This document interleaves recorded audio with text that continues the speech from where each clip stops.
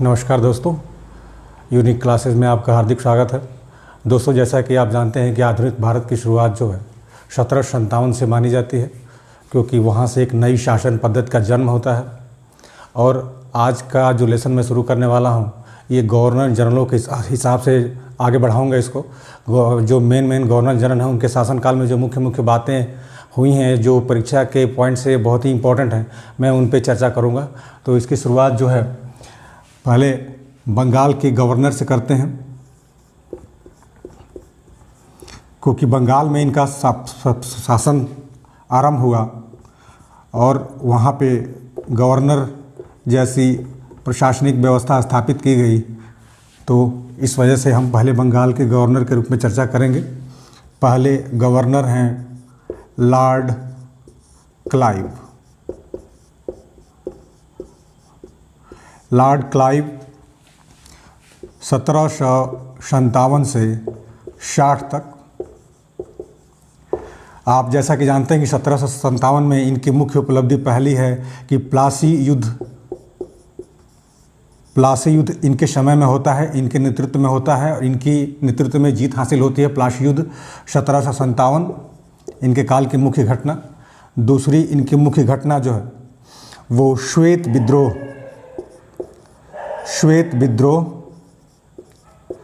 ये श्वेत विद्रोह क्या है? ये श्वेत विद्रोह अंग्रेज जो ब्रिटिश सैनिक थे, उन्होंने दोहरे भत्ते को लेकर के जो इलाहाबाद और मुंगेर के सैनिक छावनियाँ थी, वहाँ के सैनिकों ने जो है दोहरा भत्ता की मांग को करते हुए विद्रोह कर दिया। अपने ही शासकों से, ब्रिटिश शासकों से विद्रोह कर दिया। कहाँ के शासक से? मुंगेर जानते हैं बिहार में है, और इलाहाबाद उस समय का। इन दोनों जगह के सैनिकों ने विद्रोह कर दिया। इसको श्वेत विद्रोह कहा जाता है। इसको लॉर्ड क्लाइव ने दबा दिया। और तीसरी इनके काल की घटना है द्वैध शासन। द्वैध शासन को मैंने आपको पिछली वीडियो में बताया था कि द्वैध शासन का मतलब होता है दो लोगों के द्वारा शासन किया जाना। जैसे कि कुछ महत्वपूर्ण भाग गवर्नर को दे दिए जाएं और कुछ महत्वपूर्ण भाग कुछ मंत्रियों को दे दिए जाएं। तो यहाँ पर जो महत्वपूर्ण विभाग थे ब्रिटिश लोगों ने अपने पास रखा, और जो कम महत्वपूर्ण विभाग थे जिसमें ज़्यादा जिम्मेदारी थी वो नवाबों को दे दी। क्योंकि बंगाल के नवाबों से ही ब्रिटिश सरकार ने या क्लाइव ने सत्ता ग्रहण किया था। तो एक चीज़ जो महत्वपूर्ण थी अपने पास रखी, और दूसरी जो गैर महत्वपूर्ण चीज़ थी जिसमें कि जनता के प्रति उत्तरदायित्व होता है, वो नवाबों को दे दिया। ये द्वैध शासन जो है 1757 से लेकर के और 72 तक चलता रहा। स्पेशली द्वैध शासन लगाया इन्होंने। इनके काल की ये 3 मुख्य घटनाएं हैं। इनके काल की एक और घटना है, ये एकमात्र ऐसे गवर्नर हैं जिन्होंने इंग्लैंड में आत्महत्या कर ली। इंग्लैंड में आत्महत्या। ये एकमात्र गवर्नर हैं जिन्होंने इंग्लैंड में जाकर के आत्महत्या कर ली।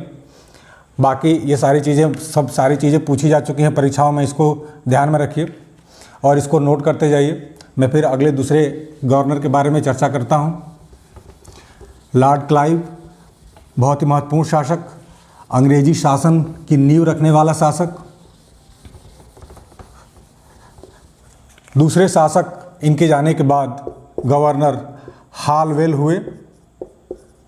हालवेल ये 1760 में ही स्थानापन्न गवर्नर थे।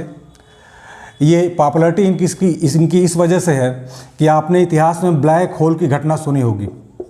ब्लैक होल, किसी को डेट याद है? 20 जून 1756 को। ये ब्लैक होल एक कोठरी थी जिसमें कि 146 अंग्रेज़ों को कैद करके बंद कर दिया गया था। उसमें से अधिकांशतः दम घुटने के कारण, सांस न ले पाने के कारण मर गए। और उसमें से इन कैदियों में से एक हालवेल भी था जो किसी भी तरीके से बच गया था। इसने अपनी किताब में इस घटना का जिक्र किया है, ब्लैक होल की घटना, जिसको करने वाले थे बंगाल के नवाब सिराजुद्दौला, जो प्लासी के युद्ध में हार गए लॉर्ड क्लाइव से। उनके काल की घटना है ब्लैक होल, जिसका वर्णन हालवेल ने किया है। इसके बाद जो मुख्य गवर्नर हैं वो हैं वेंसी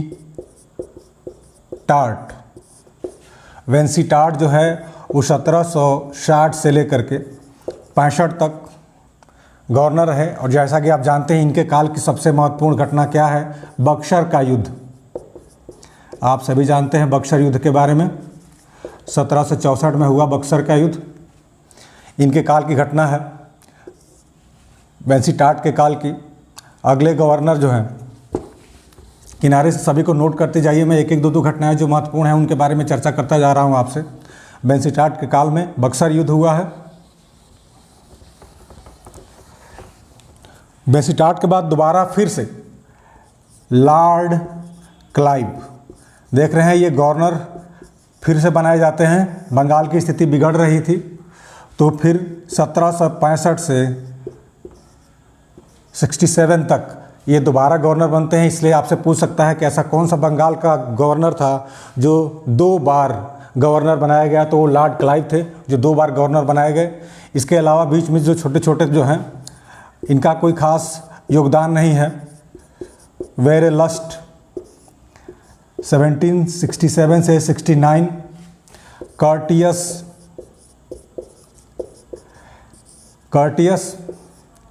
1769 से 72। इनके काल की एक महत्वपूर्ण घटना है आधुनिक भारत में, आप इसको लिख लीजिएगा, आधुनिक भारत का प्रथम अकाल।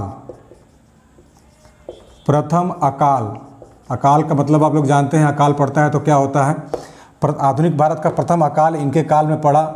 ये अकाल पड़ा था स्पेशली उड़ीसा, बंगाल, बिहार, जिसमें लाखों लोग मर गए थे। तो कर्टियस के काल की यही विशेषता है एक कि आधुनिक भारत का प्रथम अकाल इसके काल में पड़ा। काफ़ी भयंकर अकाल था कर्टियस। इसके बाद जो गवर्नर आते हैं वो काफ़ी महत्वपूर्ण गवर्नर हैं, उनके बारे में आप सभी लोग जानते हैं। क्या नाम है? Warren Hastings. वारेन हेस्टिंग्स, ये भी बंगाल के गवर्नर चल रहे हैं।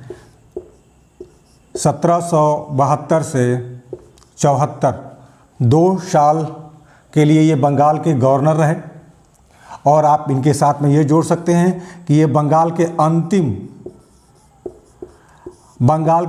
गवर्नर थे। अंतिम गवर्नर थे। इस काल में इन्होंने द्वैध शासन, जो मैंने अभी अभी आपको बताया कि द्वैध शासन लॉर्ड क्लाइव ने लगाया था अपने दूसरे कार्यकाल में, इसको समाप्त कर दिया इन्होंने और पूरी तरीके से शासन व्यवस्था अपने हाथों में ले ली। जो 2 भागों में बटी हुई थी उसको इन्होंने एक तरफा कर दिया और यहाँ से बंगाल के गवर्नर जनरल के रूप में बदल गए। तो प्रथम गवर्नर जनरल कौन था? अब यहाँ जनरल सब जुड़ गया है। मैंने आपको बताया कि अंतिम गवर्नर, तो इस तरीके से प्रथम गवर्नर, अब यहाँ पे इसको मिटा दें, इस डेट को भी मिटा देते हैं, नाम वही है, सेम है। 1774 से 85 तक। अब ये बंगाल के प्रथम गवर्नर जनरल बने। द्वैध शासन तो ये पहले ही समाप्त कर चुके थे। इनकी बहुत सारी विशेषताएं हैं, जैसे दूसरी, सबसे लंबे समय तक गवर्नर जनरल। आप देख रहे हैं, अगर इसको हम 72 से जोड़ दें तो कितने साल हो जाएंगे? 13 साल। 13 साल ये गवर्नर और गवर्नर जनरल के रूप में बताते हैं। इस तरीके से भारत में जितने भी गवर्नर जनरल हुए उनमें सर्वाधिक शासनकाल इन्हीं का है, गवर्नर वारेन हेस्टिंग्स का। सबसे लंबे समय तक यानी कि 13 साल तक ये गवर्नर रहे। इसके अलावा इन्हें न्यायिक सेवा का जन्मदाता कहा जाता है। न्यायिक सेवा का जन्मदाता क्यों कहा जाता है? क्योंकि इन्हीं के काल में 1774 में कलकत्ता में सुप्रीम कोर्ट की स्थापना होती है। मैं आपको पहले बता चुका हूं, कलकत्ता में सुप्रीम कोर्ट की स्थापना। इसके न्यायाधीश का नाम भी बताया था मैंने, एलिजा इम्पे इसके मुख्य न्यायाधीश थे, इसलिए इनको न्यायिक सेवा का जन्मदाता कहा जाता है। इसके अलावा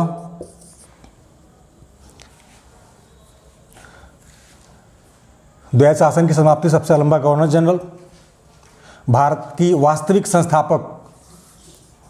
वास्तविक ब्रिटिश संस्थापक भी इन्हें कहा जाता है, क्योंकि इनके काल में रेगुलेटिंग एक्ट पारित हुआ था। जैसे मैंने आपको लिखाया था 1773 में रेगुलेटिंग एक्ट आया था, उसके तहत इन्हें बंगाल का गवर्नर जनरल बनाया गया था।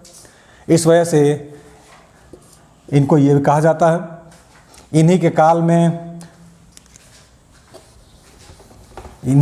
में 1784 में विलियम जोन्स ने Asiatic Society of Bengal, Asiatic Society, ये लिखवा चुका हूँ आपको, एशियाटिक सोसाइटी ऑफ बंगाल की स्थापना की।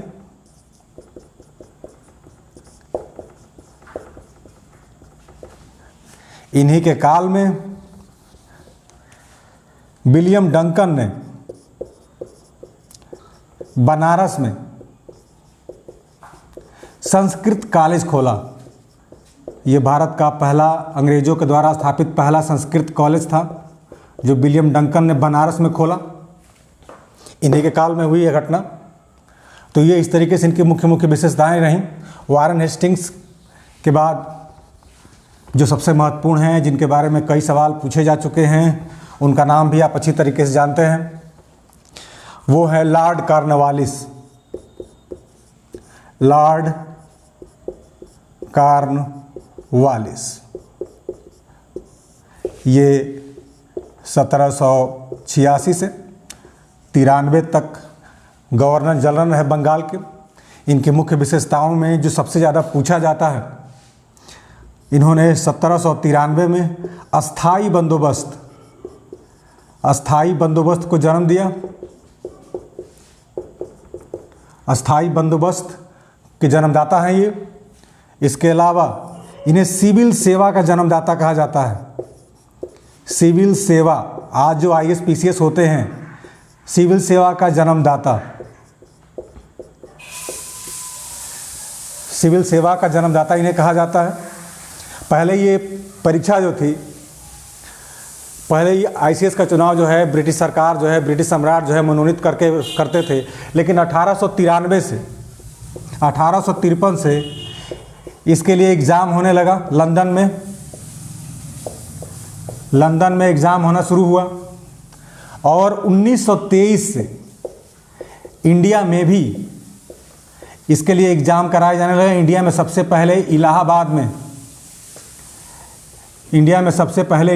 में एग्ज़ाम कराया गया, जबकि लंदन में इसका एग्ज़ाम 1853 से ही चल रहा था, और 1923 से यहाँ इलाहाबाद में भी इसके लिए एग्ज़ाम शुरू हो गया।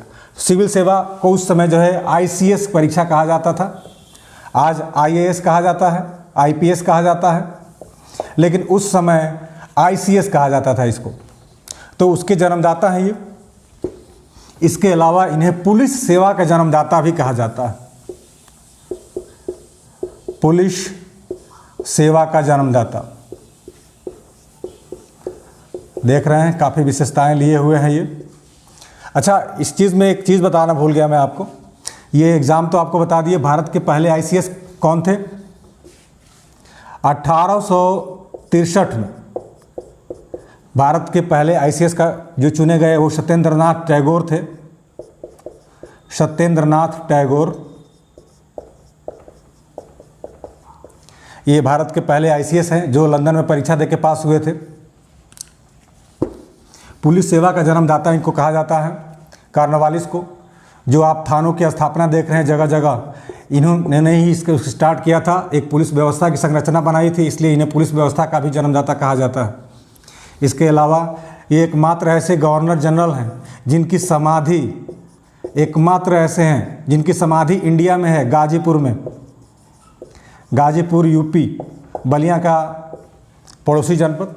इनकी समाधि एकमात्र यही हैं जिनकी समाधि यहाँ पे बनाई गई है। बाकी सबकी समाधियाँ जो मरे यहाँ पे मर गए उनको लंदन ले जाया गया, लेकिन एकमात्र यही है जिनको यहाँ पे दफनाया गया है, गाजीपुर में। तो इस तरीके से इनकी कुछ विशेषताएं हैं ये।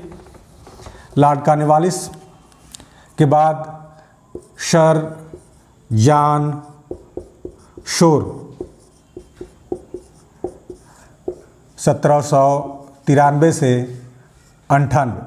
इनके बारे में एक ख़ास बात है, शिशु वध, मैंने आपको लिखवा चुका हूँ इसको।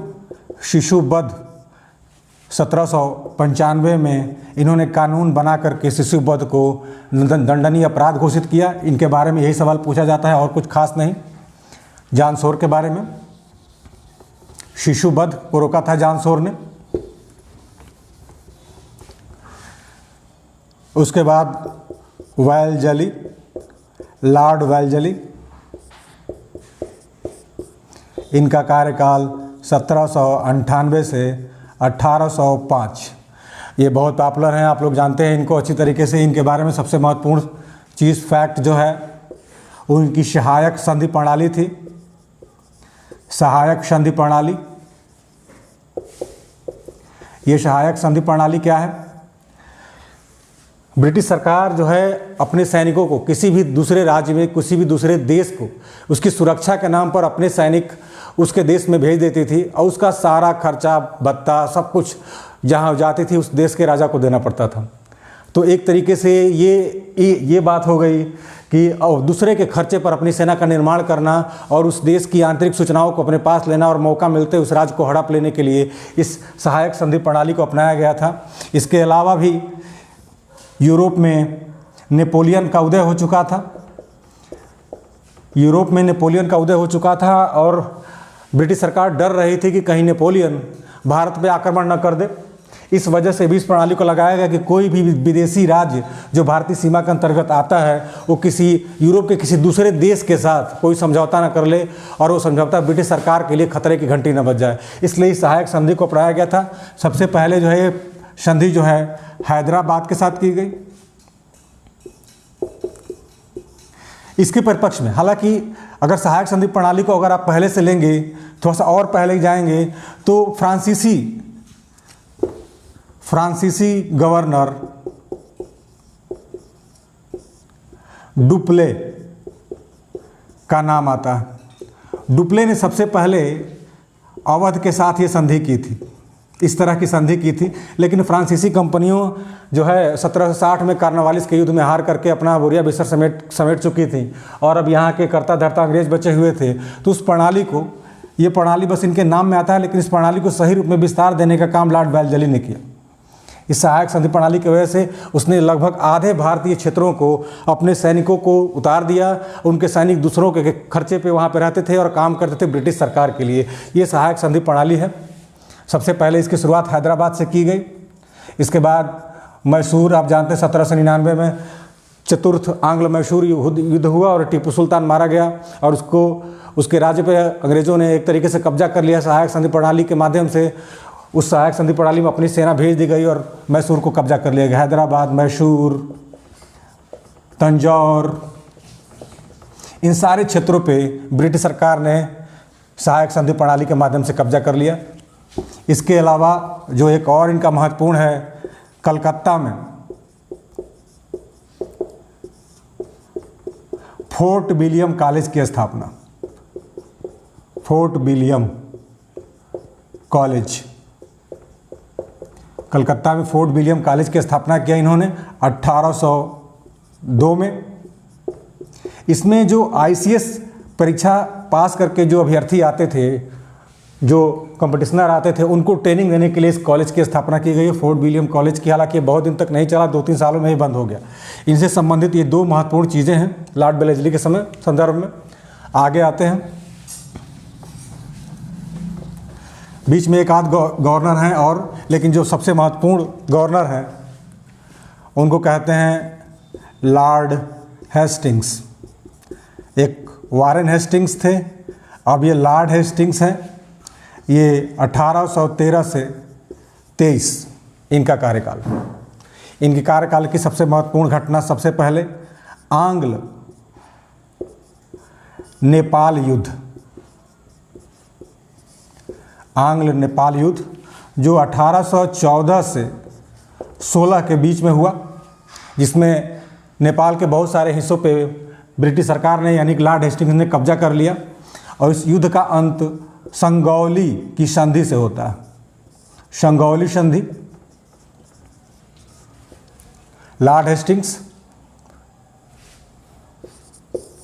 इसके अलावा पिंडारियों का दमन, पिंडारी दमन।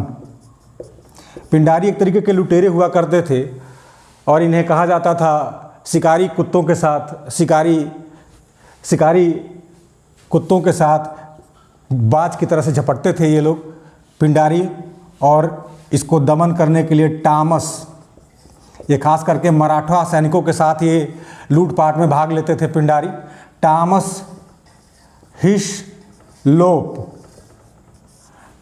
हिस्लोप के नेतृत्व में पिंडारियों का दमन कर दिया गया और एक तरीके से मराठा शक्ति को छिन्न भिन्न कर दिया गया। मराठा शक्ति बेकार हो गई, कमज़ोर हो गई पूरी तरीके से। इसके परिप्रेक्ष्य में लास्ट में 1818 में मराठा संघ भंग कर दिया गया, यानी कि मराठों का राज्य का अंत हो गया और अब भारत पर एक छत्र रूप से ब्रिटिश सरकार का, लॉर्ड हेस्टिंग्स का, कंपनी का शासन स्थापित हो गया। तो ये इनके काल की 3 महत्वपूर्ण घटनाएं हैं: आंग्ल नेपाल युद्ध, पिंडारियों का दमन और मराठा संघ का अंत। ये 3 चीज़ों को ध्यान में रखिए, ये 3 चीज़ें बड़ी एग्जाम में पूछी जाती हैं। अगला जो गवर्नर जनरल हैं, लॉर्ड एमहर्स्ट।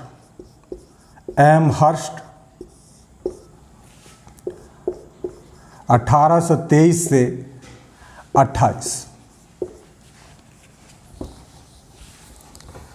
1823 से 28 इनके काल में एक घटना हुई, आंग्ल बर्मा युद्ध। बर्मा उस समय उसका नाम था, इस समय म्यांमार उसका नाम है। आंग्ल बर्मा युद्ध 1824 से 26, 1824 से 26 इसमें ब्रिटिश सरकार ने बर्मा के उत्तरी हिस्से पे कब्जा कर लिया और इसमें याडबू की संधि हुई। याडबू की संधि, इसको ध्यान में रखिए। एक खास बात बस इनके समय की यही है, आंग्ल बर्मा युद्ध। इसके बाद जो गवर्नर जनरल आते हैं वो काफ़ी इंपॉर्टेंट है, बहुत ही ज़्यादा इंपॉर्टेंट है गवर्नर जनरल, आप सभी जानते हैं उनको। Lord William Bentinck, Lord William Bentinck 1828 से 1835। ये थोड़ा सा एक पॉइंट उसमें जोड़ लीजिए, लॉर्ड एम्सहर्स्ट के बारे में, इनके बारे में। ये बंगाल के अंतिम गवर्नर जनरल रहे और भारत के प्रथम गवर्नर जनरल। ये जिस तरीके से आपने वारेन हेस्टिंग्स के बारे में देखा कि वो बंगाल का अंतिम गवर्नर रहा और बंगाल का प्रथम गवर्नर जनरल रहा, उसी तरीके से विलियम बेंटिंक जो है ये बंगाल के अंतिम गवर्नर जनरल। अब नाम बदल दिया बंगाल का, क्योंकि ब्रिटिश सरकार का कब्जा काफ़ी बड़े क्षेत्र पे हो चुका था, तो बंगाल शब्द हटा करके उसकी जगह भारत का इस्तेमाल कर दिया गया। इस तरह से ये भारत के प्रथम गवर्नर जनरल बने विलियम बेंटिंक। इनके बारे में, इनकी बहुत सारी खूबियों के बारे में आपको पहले ही सामाजिक सुधारों में बता चुका हूँ, लेकिन फिर से मैं आपको बता रहा हूँ। उसमें सती प्रथा का उल्लेख मैं कर चुका हूँ आपसे। 1829 में इस पर कानून बना करके उसको प्रतिबंधित कर दिया इन्होंने। ठगी प्रथा, ये भी मैं आपको लिखवा चुका हूँ। 1830 में उसे प्रतिबंधित कर दिया गया। इनके काल में जो महत्वपूर्ण घटना घटी वो शिक्षा के क्षेत्र में घटी। अब शिक्षा देने का माध्यम क्या हो, इस पर बहस चल रही थी कि अंग्रेजी में पढ़ाया जाए या जो भारतीय भाषाएं हैं उनमें पढ़ाया जाए। तो शिक्षा देने का जो माध्यम स्वीकार किया गया वो अंग्रेजी था। इसके काल में एक क्लियर कर दिया गया कि अब भारत में जो शिक्षा दी जाएगी, लोगों को पढ़ाई जाएगी, चाहे वो किसी भी चीज़ की शिक्षा हो, इतिहास की, भूगोल की, आर्ट की, साइंस की, कॉमर्स की, वो सारी की सारी चीज़ें अब अंग्रेजी में पढ़ाई जाएगी, हिंदी या किसी स्थानीय भाषा में नहीं पढ़ाई जाएगी। ये इनके काल की महत्वपूर्ण घटना है। इसके अलावा 1835 में ही कलकत्ता में प्रथम मेडिकल कॉलेज की स्थापना होती है। इनके काल में कलकत्ता में प्रथम मेडिकल कॉलेज, ये भारत का प्रथम मेडिकल कॉलेज है, आधुनिक भारत में प्रथम मेडिकल कॉलेज कलकत्ता में प्रथम मेडिकल कॉलेज की स्थापना होती है 1835 में। ये इन्हीं का कार्यकाल है। ये दो चीज़ें काफ़ी महत्वपूर्ण हैं। ये भी बहुत महत्वपूर्ण है, कई बार पूछा जा चुका है, ये भी कई बार पूछा जा चुका है। ये सारे पॉइंट जो है एग्ज़ामों में आए हैं पहले से ही, और इसमें कुछ भी छूटा नहीं है। ये हर बार किसी न किसी परीक्षा में पूछे गए हैं, इसलिए इन चीज़ों का ध्यान में रखना है। और थोड़ा सा 2-4 गवर्नरों के बारे में बताता हूँ आपको, जो एक एक लाइन के हैं, कोई बहुत ज़्यादा महत्वपूर्ण नहीं है। जैसे इनके बाद जो आए चार्ल्स मेटकाफ 1835-36, इन्हें समाचार पत्रों का मुक्तिदाता कहा जाता है। समाचार पत्रों का, सरकार, अब पेपर बहुत सारे छपने लगे थे, सरकार विरोधी पेपर छपने लगे थे हिंदी में, कई भाषाओं में। सरकार इन पे जो है प्रतिबंध लगा चुकी थी, कई पेपर बंद हो चुके थे। उस पे सारे प्रतिबंधों को इन्होंने समाप्त कर दिया, इसलिए इन्हें समाचार पत्रों का उद्धारक कहा जाता है या मुक्तिदाता कहा जाता है। समाचार पत्रों का मुक्तिदाता, यानी कि जो प्रतिबंध लगाए गए थे समाचार पत्रों पर कि निम्न प्रतिबंधों पेपर नहीं निकाले जाएंगे, वो अब प्रतिबंध हटा दिए गए और अब पूरी तरीके से छोड़ दिया गया। इस तरीके से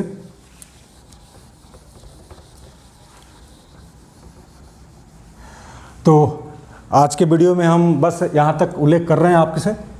अगले वीडियो में हम आपसे फिर से इसके आगे के जो भी गवर्नर जनरल हैं, उनकी जो खास विशेषताएं हैं, उन पे हम लोग चर्चा करेंगे। धन्यवाद।